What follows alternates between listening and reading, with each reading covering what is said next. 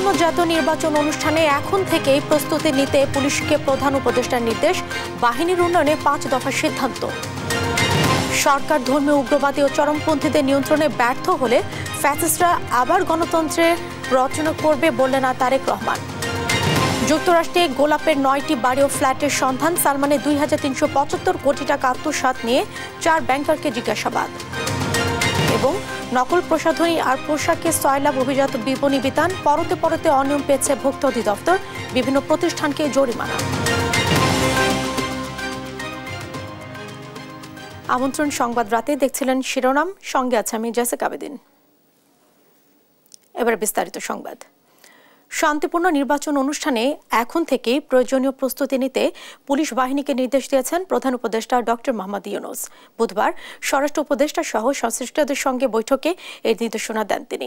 গেল 17 মার্চ মাঠ পর্যায়ের পুলিশ কর্মকর্তাদের সঙ্গে প্রধান উপদেষ্টার সভার বিভিন্ন দাবি দাওয়া পর্যালোচনায় এ বৈঠক অনুষ্ঠিত হয়। এ সময় পুলিশের কল্যাণে ঝুঁকি ভাতার প্রচলিত সিলিং তুলে দেয়া, 364টি পিকআপ এবং 140টি প্রিজনার ভ্যান কেনা, 65 থানার জন্য জমি অধিগ্রহণ সহ 5টি বিষয়ে দ্রুত ব্যবস্থা নেওয়ার সিদ্ধান্ত হয়। এছাড়া কাজের ফলাফল মূল্যায়ন করে কর্মদক্ষতা বাড়ানোর নির্দেশনাও দেন প্রধান উপদেষ্টা। প্রধান উপদেষ্টা ডক্টর মোহাম্মদ ইউনূসের সঙ্গে সৌজন্য সাক্ষাৎ করেছেন সেনাবাহিনী প্রধান জেনারেল ওয়াকারুজ্জামান। বুধবার প্রধান উপদেষ্টার বাসভবন যমুনায় এর সাক্ষাতে দেশের সামগ্রিক নিরাপত্তা পরিস্থিতি এবং সেনাবাহিনীর চলমান কার্যক্রম সম্পর্কে অবহিত করেন সেনাপ্রধান। আন্তঃবাহিনী জনসংযোগ পরিদপ্তর ISPR এর এক সংবাদ বিজ্ঞপ্তিতে এ তথ্য জানানো হয়। এতে আরও বলা হয়, দেশের উন্নয়ন ও স্থিতিশীলতার জন্য সেনাবাহিনীর বিভিন্ন পদক্ষেপ নিয়েও আলোচনা করেন তারা। এ সময় সেনাপ্রধান সাম্প্রতিক সেন্ট্রাল আফ্রিকান রিপাবলিকান সফরের বিষয়ে তাকে অবহিত করেন আর সেনাবাহিনীর ভূমিকার প্রশংসা করে ভবিষ্যৎ কার্যক্রম নিয়ে প্রয়োজনীয় নির্দেশনা দেন প্রধান উপদেষ্টা।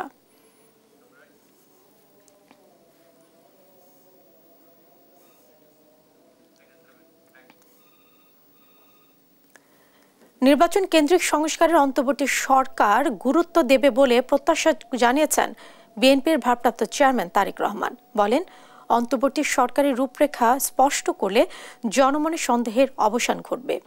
ধর্মীয় উগ্রবাদের অপতৎপরতা ও চরমপন্থী নিয়ন্ত্রণে ব্যর্থ হলে উগ্রবাদী গোষ্ঠী ও পরাজিত ফ্যাসিবাদী শক্তি পুনরায় গণতন্ত্রের কবর রচনা করবে বলেও শঙ্কা প্রকাশ করেছেন তারেক রহমান। আরও জানাচ্ছেন সাইফুল রিপন। রাজনৈতিক নেতৃত্বের সম্মানে আয়োজিত ইফতার মাহফিলে ভার্চুয়াল মাধ্যমে যুক্ত হয়ে প্রধান অতিথির বক্তব্য দেন বিএনপির ভারপ্রাপ্ত চেয়ারম্যান তারেক রহমান। নারীদেরকে নিরাপত্তাহীন রেখে দেশকে এগিয়ে নিয়ে যাওয়া অসম্ভব।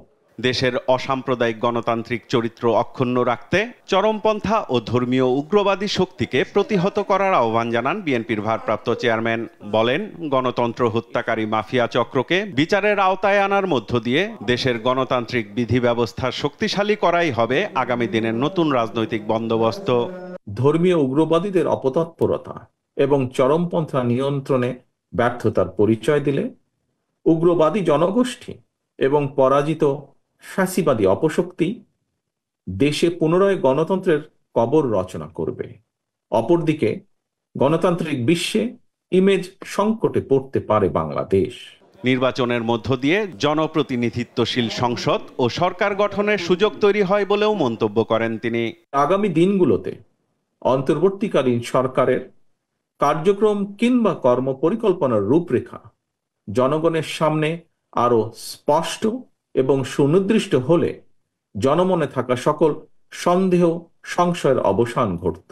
জনপ্রত্যাশার প্রতি শ্রদ্ধা না দেখিয়ে নতুন রাজনৈতিক বন্দোবস্তের নামে গৌণ ইস্যুকে মুখ্য করে অকারণ সময় ক্ষেপণের চেষ্টা হলে সেটি জনমনে ভুল বার্তা পৌঁছবে। জনগণের কাছে দায়বদ্ধ সরকার ব্যবস্থা করতে নির্বাচন কেন্দ্রিক সংস্কারকে অন্তর্বর্তী সরকার গুরুত্ব দেবে বলেও প্রত্যাশার কথা জানান তারেক রহমান। নির্বাচনী ব্যবস্থার সংস্কারকেই সর্বোচ্চ অগ্রাধিকার দেবে, এটি গণতান্ত্রিকামী জনগণের প্রত্যাশা। সাইফুল রিপন, দেশ টিভি, ঢাকা। আওয়ামী লীগের সাবেক প্রচার ও প্রকাশনা সম্পাদক আব্দুস সোবহান গোলাপের যুক্তরাষ্ট্রের কুইন্সে 9টি ফ্ল্যাট ও বাড়ির সন্ধান পেয়েছে দুর্নীতি দমন কমিশন দুদক। তার বিরুদ্ধে অবৈধ সম্পদ অর্জন ও ৯৭ কোটি টাকা সন্দেহজনক লেনদেনের অভিযোগে মামলা করেছে প্রতিষ্ঠানটি। এদিকে ঋণের নামে সালমান এফ রহমানের আইএফআইসি ব্যাংক থেকে ২,৩৭৫ কোটি টাকা আত্মসাতের অভিযোগের বিষয়ে ব্যাংকের ৪ কর্মকর্তাকে জিজ্ঞাসাবাদ করেছে দুদক। ফজলে আদিত্যের রিপোর্ট। ২০২৩ সালের ডিসেম্বরে ৫ কোম্পানির নামে আইএফআইসি ব্যাংক থেকে প্রায় ২,৩৭৫ কোটি টাকা ঋণ নেন সালমান এফ রহমান। সেসব প্রতিষ্ঠানকে দেখানো হয় ১ বছর আগে প্রতিষ্ঠিত কোম্পানি হিসেবে, অথচ এসব কোম্পানি নেই কোনো ওয়েবসাইট, এমনকি বাংলাদেশ ব্যাংকের দেয়া প্রতিবেদনেও দেয়া হয়নি কোনো ঠিকানা। এছাড়া আইএফআইসি ব্যাংক থেকে নাম সর্বস্ব প্রতিষ্ঠানের নামে ৭,১২৯ কোটি টাকা আত্মসাতের অভিযোগে অনুসন্ধান তার বিরুদ্ধে চলমান। এমন সব অভিযোগ আমলে নিয়ে ঋণের নামে আইএফআইসি ব্যাংক থেকে সালমান এফ রহমানের ২,৩৭৫ কোটি টাকা আত্মসাতের অভিযোগে আইএফআইসি ব্যাংকের উপব্যবস্থাপনা পরিচালক শাহ আলম, শাহ মোহাম্মদ মঈনুদ্দিন সহ ৪ জনকে জিজ্ঞাসাবাদ করেছে দুদক।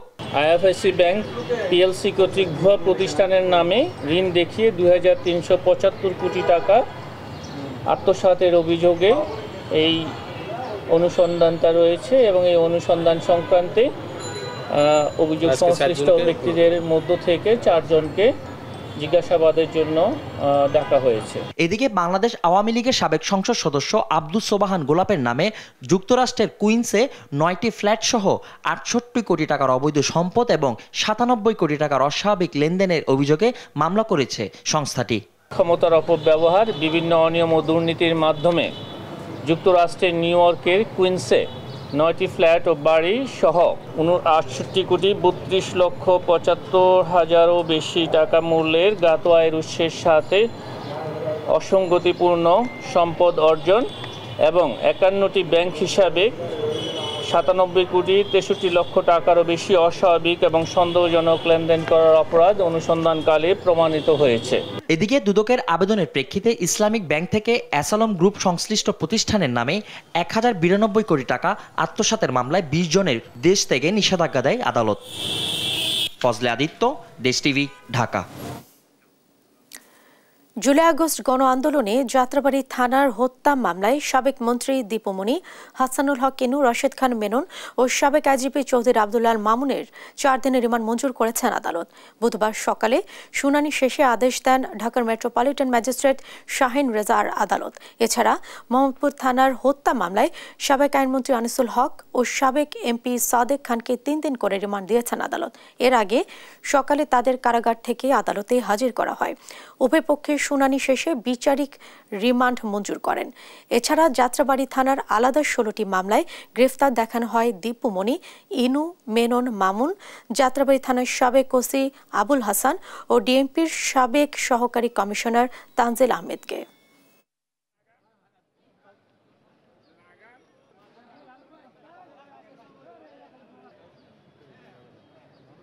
তারা তো এখন আদালতে এসে বলছে যে আমরা, অনেকে বলছে, সবাই বলছে না, অনেকে বলছে যে আমরা আওয়ামী লীগ করি না। তাদের বিরুদ্ধে আমাদের যথেষ্ট এভিডেন্স এবং প্রমাণ আছে যে তারা রাজপথে থেকে ষড়যন্ত্র করে এইসব হত্যার সঙ্গে তারা জড়িত। অতএব তারা এইসব কথা বলে বিচার থেকে রেহাই পাবে না। বাসা থেকে অস্ত্র উদ্ধারের মামলায় খালাস পেয়েছেন সাবেক স্বরাষ্ট্র প্রতিমন্ত্রী লুৎফুজ্জামান বাবর। তার বিরুদ্ধে বিচারিক আদালতে দেয়া ১৭ বছরের সাজা অবৈধ ছিল বলে রায় দিয়েছেন হাইকোর্ট। এই রায়ের ফলে নির্বাচনে অংশ নিতে বা রাজনৈতিক কর্মকাণ্ডে যোগ দিতে বাবরের আর কোনো বাধা থাকল না। এদিকে ২১শে আগস্ট গ্রেনেড হামলার খালাসে হাইকোর্টের রায় বাতিলের চেয়ে আপিল করেছেন রাষ্ট্রপক্ষ। সাবরিনা মজুমদারের রিপোর্ট। সেনা সমর্থিত 111 সরকারের সময় বিএনপি চেয়ারপারসন বেগম খালেদা জিয়ার বিরুদ্ধে সাক্ষ্য দিতে অস্বীকৃতি জানিয়েছিলেন সাবেক স্বরাষ্ট্র প্রতিমন্ত্রী লুৎফুজ্জামান বাবর। পরিণতিতে একের পর এক মামলার আসামি করা হয় তাকে। তারই একটি ২০০৭ সালের এই অস্ত্র মামলা। বাবরের বাসা থেকে লাইসেন্সবিহীন রিভলভার পাওয়ার অভিযোগ আনা হয় ঢাকার একটি বিশেষ ট্রাইব্যুনালে। দেয়া হয় ১৭ বছরের কারাদণ্ড। বুধবার এই অস্ত্র মামলায় বাবরকে খালাস দিয়েছেন হাইকোর্ট। রায়ের পর্যবেক্ষণে আদালত বলেছেন বাবরের বিরুদ্ধে পুরো বিচার প্রক্রিয়াই ছিল অবৈধ। তাকে আটক করা হলো, তারপরে একটি জিডি মূলে আটক করে নিয়ে রিমান্ডে নেওয়া হলো, তখনও পর্যন্ত কোনো মামলাই দায়ের হয় নাই। তিনি বলছেন এটি তখনকার দিনের ইমার্জেন্সি রুলস এবং বাংলাদেশের সংবিধান এবং ব্লাস্ট কেসের আলোকে এটি সম্পূর্ণটাই অবৈধ আটকাদেশ হিসেবে বিবেচিত হবে। এই মামলার মধ্য দিয়ে জনাব লুৎফুজ্জামান বাবরের আর কোনো সাজা বাংলাদেশের কোনো আদালতে থাকলো না। এদিকে সকালে 21শে আগস্ট গ্রেনেড হামলা মামলায় 49 আসামির খালাসের বিরুদ্ধে আপিল করে রাষ্ট্রপক্ষ। তবে আপিলেও তারেক রহমান, বাবর সহ 49 আসামির খালাসের রায় বহাল থাকবে, আশা আইনজীবীর। আমরা আশা করি হাইকোর্ট বিভাগ যে রায় দিয়েছে 21শে আগস্টের মামলায়, সুপ্রিম কোর্টও সেই রায়কে যথাযথভাবে আপিল করবেন এবং বহাল রাখবেন। গত 1 ডিসেম্বর বিএনপির ভারপ্রাপ্ত চেয়ারম্যান তারেক রহমান ও লুৎফুজ্জামান বাবর সহ সব আসামিকে খালাস দিয়েছিলেন হাইকোর্ট। সাবরিনা মজুমদার, দেশ টিভি, ঢাকা। রাজধানীর অভিজাত বিপণী বিতানে পণ্য বিক্রিতে অনিয়ম যেন নিয়মে পরিণত হয়েছে। মেড ইন ইউএসএ লেখা থাকলেও বাস্তবে সেসব পণ্য তৈরি হয়েছে চীনে। আবার আমদানিকারকের সঠিক তথ্য ছাড়াই চলছে ব্যবসা। মেয়াদোত্তীর্ণ প্রসাধনী থেকে শুরু করে আমদানি করা পোশাকের ভুয়া মেমো ব্যবহার, এমন নানা তথ্য উঠে এসেছে ভোক্তা অধিদপ্তরে। আরও জানাচ্ছেন তন্দ্রা তারুণ্য। রাজধানীর স্টান মল্লিকা অভিজাত এই মার্কেটের প্রসাধনীর দোকানগুলোতে অভিযানে ভোক্তা অধিদপ্তর। কোনো প্রসাধনীর মোড়কে লেখা মেড ইন ইউএসএ, কিন্তু এটি চীনের তৈরি, আবার নেই আমদানি তথ্য। অভিযানে দেখা যায় বিক্রি হচ্ছে মেয়াদোত্তীর্ণ পণ্য, নেই বৈধ কাগজও। এসব কারণে মমতা ভ্যারাইটি স্টোর নামে একটি দোকানকে 60,000 টাকা ও সাজগোজ ব্র্যান্ড শপকে 20,000 টাকা জরিমানা করা হয়। স্পষ্ট করে বলেন, ডেট একটা এক্সপায়ারি 22 সালে মেয়াদ শেষ হয়েছে, তারপর 23 সালে হয়েছে। এটা একটা অপরাধ, মেয়াদোত্তীর্ণ কসমেটিক্সের একটা অপরাধ দেখছেন। নিশ্চয় চায়না এরা তো একই প্রতিষ্ঠান, একবার আপনার ইউএসএ দেখলে এগুলো তো। শুধু প্রসাধনী নয়, পোশাকের দোকানেও একই হাল। দেশীয়কে পাকিস্তানি বলে চালিয়ে দেয় লেডিস জোনকে 30,000 টাকা জরিমানা করা হয়। এছাড়া আমদানি তথ্য দিতে না পারায় সারাস কালেকশনকে 50,000 টাকা জরিমানা করে ভোক্তা অধিদপ্তর। আমি অপরাধ স্বীকার করতেছি, আমি পেপার দেখাইতে পারতেছি না এখন ইনস্ট্যান্ট। কি রেটে কিনেছেন তার সাপেক্ষে তো কাগজ নেই এবং বিক্রি করছেন অনেক রেটে, হাই রেটে। আমাদের কাছে কিছু এভিডেন্স আছে, সেগুলো আমরা দেখলাম যে 200% পর্যন্ত তারও বেশি লাভ করছে। এদিকে স্টান মল্লিকা মার্কেটের ব্যবসায়ী মালিক সমিতির নেতারা দুষছেন চকবাজার সহ বিভিন্ন পাইকারি ব্যবসায়ীদের। ওনারা যদি দোকান না ধরে ফ্যাক্টরি ধরে, এটা সবার জন্য বেটার। ওনারা চকবাজার এত বড় বড় ব্যবসায়ী, ওনাদের চোখের বাইরে না, কিন্তু চকবাজার কিন্তু বেশি দূরেও না। প্রতারণা ঠেকাতে রমজান জুড়ে নিয়মিত অভিযান চালানোর কথা জানায় সংশ্লিষ্টরা। তন্দ্রা তারুণ্য, দেশ টিভি, ঢাকা। কিছুদিন পরেই ঈদ, চারদিকে ঈদি আমেজ। এর মধ্যে চলছে পরিবারের পরিজনদের জন্য কেনাকাটা। ঈদ কেনাকাটার খবর জানাতে রাজধানীর যমুনা ফিউচার পার্ক থেকে আমাদের সঙ্গে সরাসরি যুক্ত হচ্ছেন সহকর্মী মোহাম্মদ আলাউদ্দিন। আলাউদ্দিন, সেখানকার ঈদের কেনাকাটা সম্পর্কে বিস্তারিত জানাবেন আমাদের, আর কেমন জমে উঠেছে বিপণী বিতানগুলো?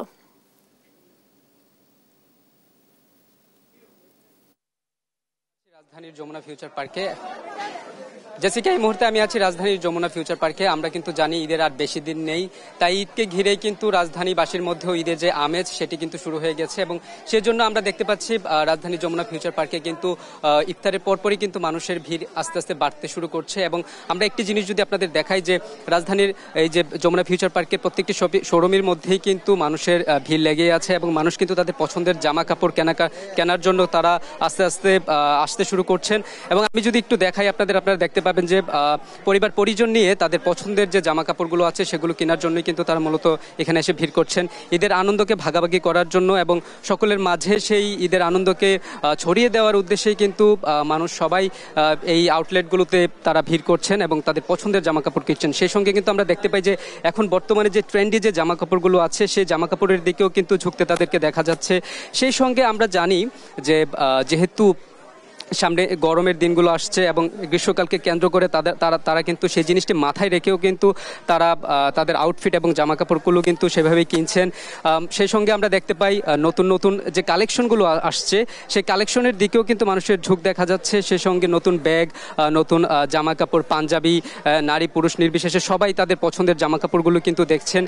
সেই সঙ্গে আমি আরেকটি ব্যাপার আপনাদেরকে জানিয়ে রাখি যে শুধু নতুন জামা কাপড় নয়, সেই সঙ্গে কিন্তু নতুন জুতারও কিন্তু কিন্তু ঈদের দিন দরকার হয়ে থাকে, সেই জন্য তারা নতুন জুতা কেনার জন্য কিন্তু তারা আউটলেটগুলোতে ভিড় করছেন। এবং আমরা দেখতে পাচ্ছি, আপনারা এখন দেখতে পাচ্ছেন যে মানুষের ভিড় কিন্তু আস্তে আস্তে বাড়ছে। তবে আজকে আমরা ক্রেতাদের সাথে কথা বলি এবং বিক্রেতা সবার সাথে কথা বলে যেমনটি জানতে পারি যে ঈদের আগে এই মুহূর্তে তারা যেহেতু শপিং করছে, একটু ভিড় কম হওয়াতে তারা কিন্তু স্বাচ্ছন্দ্য বোধ করছে। এবং সেই সঙ্গে কেনাকাটার যে বিষয়টা আমি দেখতে পাচ্ছি, এখানে আমাদের এক ভাই আছেন, আমি একটু ভাইয়ের সাথে কথা বলবো এবং কথা বলে জানতে চাইবো তার কাছে যে কেমন কেনাকাটা করছেন। ভাই, কেমন লাগছে এখানে এসে? আলহামদুলিল্লাহ, ভালো লাগছে, কিন্তু এখনো কেনা হয়নি, দেখছি। প্যান্ট শার্ট পাঞ্জাবি, হ্যাঁ, জুতো কেনা কমপ্লিট হয়ে গেছে। আমার ভাইকে নিয়ে এসেছি, পাঞ্জাবি গিফট করবো এই জন্য। তো আমরা কিন্তু দেখতে পাচ্ছি একটা জিনিস যে পছন্দের মানুষ বা তাদের পরিবার পরিজনদেরকে কিন্তু জামা কাপড় গিফট করার জন্য কিন্তু তারা পরিবার পরিজন নিয়ে ইতিমধ্যে চলে আসছে রাজধানী শপিং মলগুলোতে। এবং সেই সঙ্গে তাদের পছন্দের পাঞ্জাবি, শার্ট, ফর্মাল শার্ট এবং সেই সঙ্গে টি শার্ট সব কিছুই কিন্তু তারা মূলত কিনছে। এবং সেই সঙ্গে তাদের যে পছন্দের যে জামা কাপড়গুলো কিনছে, এবং সেখানে অনেক দোকানে আমরা দেখতে পাচ্ছি ডিসকাউন্ট চলছে, এবং ডিসকাউন্টের এই ব্যাপারটিকে মাথায় রেখেও কিন্তু অনেকে আসছে, এসে ভিড় করছেন। এবং আরেকটি ব্যাপার আপনাদেরকে আমি জানিয়ে রাখতে চাই যে ঈদের আগে চাঁদ রাতে দেখা যায় প্রচুর পরিমাণে মানুষের ভিড় থাকে, সেই ভিড়টাকে এড়িয়ে যাওয়ার জন্য কিন্তু অনেকে আগে থেকেই রাজধানীর এইসব শপিং মলগুলোতে আসছেন এবং তাদের পছন্দের কেনাকাটা আগে থেকে সেরে নিচ্ছেন। তো আমাদের সাথে এখানে একজন বিক্রেতা আছেন, আমি তার সাথে কথা বলে জানতে চাইবো তার বেচাকেনা কেমন যাচ্ছেন, এবং এখানের আউটলেটের যে ম্যানেজার আছেন তার সাথে আমরা কথা বলবো। যে ভাই, বেচাকেনা কেমন? জি, আসসালামু আলাইকুম। বেচাকিনি আমাদের কান্ট্রি লাইফস্টাইলে নর্মাল দিনেও আমাদের ভালো বেচাকিনি হয় আল্লাহর রহমতে। আর এখন তো একটা সিজন, ঈদ সিজন, তো অবশ্যই আমাদের ভালো বেচাকিনি আছে। বাট আজকে বুধবার, যেহেতু আমাদের এটা যমুনা ফিউচার পার্ক, কাস্টমারদের আনাগোনা একটু কম, কিন্তু তুলনামূলকভাবে যে ওইরকম কম তা না। তো আমরা 95% কাস্টমার আজকে পাচ্ছি, তো 5% কাস্টমার একটু কম আজকে, যেহেতু আমাদের মার্কেটটাও বুধবারে বন্ধ থাকে, সেই হিসাব করে 5% কাস্টমার কম। তো আলহামদুলিল্লাহ আমাদের এখানে মোটামুটি ভালো ক্রেতা আছে। 99% পাচ্ছি। জি। তো জেসিকা, আপনার মাধ্যমে আমি দর্শকদের জানিয়ে দিতে চাই যে ঈদের বেচাকেনা কিন্তু খুব জোরে সোরে চলছে এবং বেশ ভালোই চলছে বলে এখানকার যে ক্রেতা এবং বিক্রেতা সবাই জানাচ্ছেন এই ব্যাপারটি। এবং তাদের পছন্দের জামা কাপড়গুলো কিন্তু তারা স্বাচ্ছন্দ্যে এখান থেকে কেনাকাটা করতে পারছেন। এবং সেই সঙ্গে আমরা আরেকটি জিনিস আপনাদেরকে জানিয়ে দিতে চাই যে একই ছাদের নিচে সব ধরনের জামা কাপড় এবং তাদের পছন্দ জুতা থেকে শুরু করে ব্যাগ এবং প্রয়োজনীয় আনুষঙ্গিক যে জিনিসগুলো আছে সেই ঈদের সেই সবকিছুই কিন্তু তারা একই ছাদের নিচে পাওয়াতেও কিন্তু তারা স্বাচ্ছন্দ্য বোধ করছেন এবং এক জায়গা থেকে তারা নিয়ে যেতে পারছেন। তো এই ছিল আমার কাছে রাজধানীর যমুনা ফিউচার পার্ক থেকে ঈদ কেনাকাটা সর্বশেষ। জেসিকা। আলোদিন, আপনাকে ধন্যবাদ। দর্শক, ঈদের কেনাকাটা নিয়ে সম্পর্কে জানাচ্ছিলেন যমুনা ফিউচার থেকে যুক্ত হয়েছিলেন আমাদের সহকর্মী মোহাম্মদ আলোদিন। গণতন্ত্রের পথে যাওয়া ছাড়া কোনো বিকল্প নেই বলে মন্তব্য করেছেন বিএনপির মহাসচিব মির্জা ফখরুল ইসলাম আলমগীর। বলেন, দ্রুততম সময়ে সংস্কার করে জনপ্রতিনিধিত্বের সরকার গড়তে হবে, যারা সংস্কার নিয়ে পরবর্তী সিদ্ধান্ত নেবে। গায়ের জোর না খাটিয়ে অন্যের মতামতকে গুরুত্ব দেওয়ারও আহ্বান জানান নাগরিক ঐক্যের সভাপতি মাহমুদুর রহমান মান্না। আর স্বাধীনতা, সার্বভৌমত্ব, টেকসই গণতন্ত্র, অবাধ নির্বাচন, দুর্নীতিমুক্ত বাংলাদেশের 4টি ক্ষেত্রে ঐক্য ধরে এগিয়ে যাওয়ারও তাগিদ জামায়াত ইসলামীর। সাইফুল রিপনের আরও একটি প্রতিবেদন। বুধবার রাজনৈতিক নেতৃত্বের সম্মানে রাজধানীর লেডিস ক্লাবে ইফতার মাহফিলের আয়োজন করে জাতীয়তাবাদী দল বিএনপি। রাজনৈতিক দলের নেতারা গণ অভ্যুত্থান পরবর্তী ভবিষ্যৎ বাংলাদেশ গড়তে জাতীয় ঐক্যের গুরুত্ব তুলে ধরেন। নিজের কথা বলেন, অন্য যাতে কথা বলতে পারে সেই রকম কথা বলবার পক্ষে পরিবেশ তৈরি করবার জন্য কাজ করে। কাজই চলবে না। বাংলাদেশের ভবিষ্যৎ বিনির্মাণে একটি সুন্দর সমৃদ্ধ বাংলাদেশ গড়ার জন্য এখনো জাতীয় ঐক্যই হবে সবচেয়ে শক্তিশালী হাতিয়ার। রাজনৈতিক মতানৈক্যে অরাজনৈতিক শক্তি ষড়যন্ত্রের সুযোগ পাবে হুঁশিয়ার করেন রাজনৈতিক নেতারা। ন্যূনতম জাতীয় ঐক্যের মধ্যেই আমাদের সমস্ত মতপার্থক্যকে নিরসন করে বাংলাদেশে একটা গণতান্ত্রিক রূপান্তর, একটা নতুন রাজনৈতিক বন্দোবস্ত এবং রাষ্ট্রের গণতান্ত্রিক বিনির্মাণ করতে আমরা সক্ষম হব। রাজনৈতিক নেতৃত্বের ভিতরে যদি অনৈক্য তৈরি হয়, সেখানে অরাজনৈতিক শক্তিগুলো কিন্তু আসলে সুযোগ সন্ধানী হয়ে ওঠে। এ সময় বক্তারা দ্রুততম সময়ে নির্বাচিত সরকার প্রতিষ্ঠার আহ্বান জানান। গণতন্ত্রের পথে যাওয়া ছাড়া আমাদের কোনো বিকল্প নেই। ন্যূনতম সংস্কারগুলোকে করে যেন আমরা একটা জনগণের প্রতিনিধিমূলক পার্লামেন্ট আমি তৈরি করতে পারি, জনগণের প্রতিনিধিমূলক একটা সরকার গঠন করতে পারি, যারা সেখানে নির্ধারিত করবেন পরবর্তী সংস্কারগুলো কিভাবে হবে, কি রূপে হবে। সবাই ঐক্যবদ্ধ থাকলে পতিত ফ্যাসিস্টরা মাথা চাড়া দেওয়ার সাহস পাবে না দাবি করেন রাজনৈতিক নেতারা। এটাই হওয়া উচিত আমাদের সকলের। সাইফুল রিপন, দেশ টিভি, ঢাকা। পলিটিক্যালি মোটিভেটেড হয়ে বিচারিক সিদ্ধান্ত থেকে বের হয়ে আসার আহ্বান জানিয়েছেন জামায়াত ইসলামীর আমির ডক্টর শফিকুর রহমান। বিকেলে সুপ্রিম কোর্ট বার মিলনায়তনে বাংলাদেশ লয়ার্স কাউন্সিল আয়োজিত আলোচনা ও ইফতার অনুষ্ঠানে যোগ দিয়ে তিনি এই আহ্বান জানান। ন্যায় বিচারের মধ্য দিয়ে সমাজ সুন্দর হয় উল্লেখ করে জামায়াত আমির বলেন, সমাজে এখন ন্যায় বিচার ও সুশিক্ষার অভাব রয়েছে। ন্যায় প্রতিষ্ঠা আইনজীবীদের স্বচ্ছতার সঙ্গে কাজ করার আহ্বান জানিয়ে ডক্টর শফিকুর রহমান বলেন, সমাজে অনেক অসঙ্গতি রয়েছে।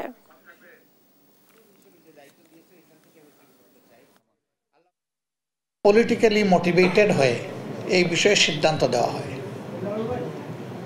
ইয়েস, দুনিয়া আপনি পারবেন, কিন্তু আখেরাতে আপনি নিজেকে জাস্টিফাই করতে পারবেন না। সেই দিন আপনি আটকা পড়ে যাবেন। সমাজে অনেক জায়গায় অসঙ্গতি আছে। এই অঙ্গনটা যদি রিস্ট্রাকচার করা যায়, রিফর্ম করা যায়, এইটাকে যদি ক্লিন করা যায়, সমাজের অর্ধেক যন্ত্রণা অটোমেটিক্যালি দূর হয়ে যাবে। আর বাকি যে অর্ধেক থাকবে আমরা সবাই মিলে দূর করতে পারবো ইনশাআল্লাহ।